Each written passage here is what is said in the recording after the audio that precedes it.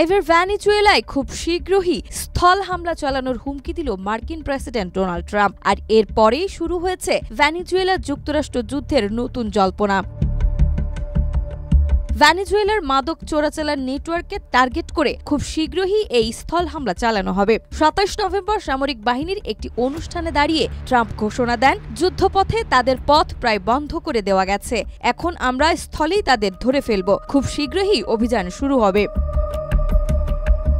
গত কয়েক সপ্তাহ ধরে ক্যারিবিয়ান জুড়ে যুক্তরাষ্ট্রের সামরিক তৎপরতা অস্বাভাবিকভাবে বেড়েছে। ট্রাম্পের সাম্প্রতিক মন্তব্যের পর ধারণা আরও পোক্ত হয়েছে, ওয়াশিংটনের লম্বা পরিকল্পনা এখন বাস্তবায়নে নামতে যাচ্ছে। ট্রাম্পের অভিযোগ, ভেনেজুয়েলা এখনও দক্ষিণ আমেরিকার বড় একটি মাদক হাব। তিনি বলেন, আমাদের দেশে বিষ ঢোকানোর চেষ্টা বন্ধ না করলে তারা ফল ভুগবে। সমুদ্রপথে মাদক নৌকা প্রায় থেমে যাওয়ায় এখন স্থল অভিযানই যুক্তরাষ্ট্রের পরবর্তী কৌশল।